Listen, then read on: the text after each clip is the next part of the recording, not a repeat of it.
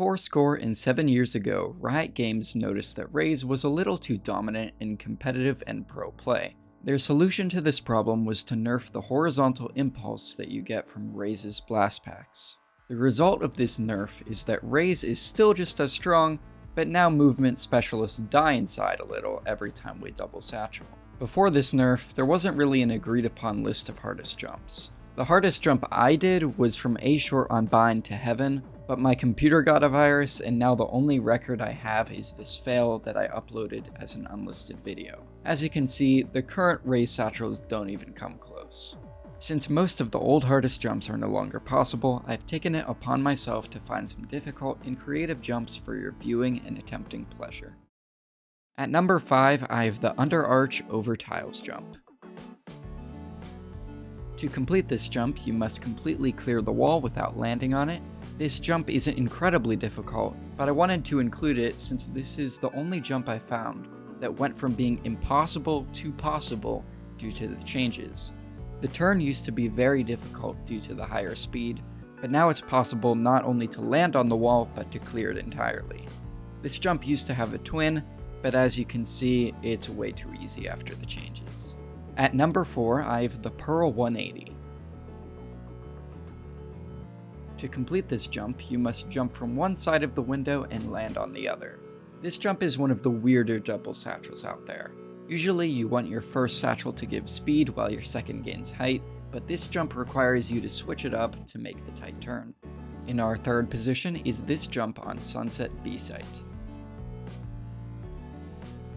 Jumping straight to the box at the back of sight isn't too difficult, but the B hop around the corner sure is.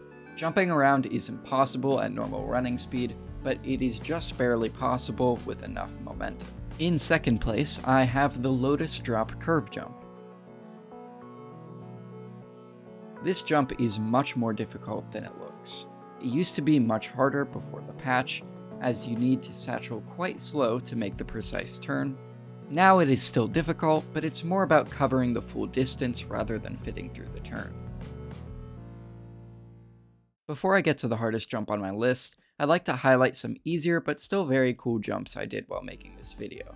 The hardest part about completing a difficult jump in Valorant is just finding it in the first place. Due to the nature of Valorant movement, the difference between an impossible and trivial jump can be just an arm's length away.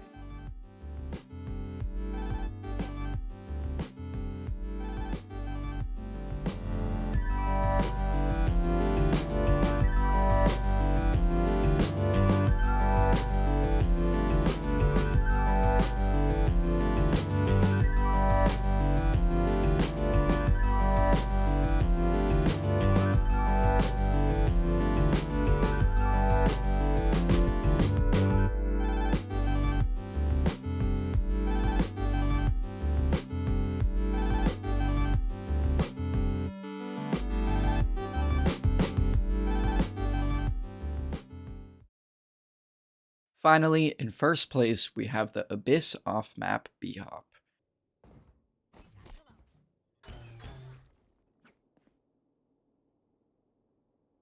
You thought jumping this way was hard?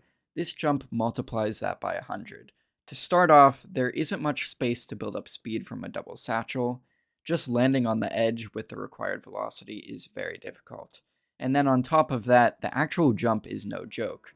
The turn is very precise as you have to navigate around the wall, which extends slightly further than the floor, as well as the fact that you have to gain elevation by the time you land. This jump took me a grand total of 30 minutes to verify. Yeah, these jumps aren't actually that hard.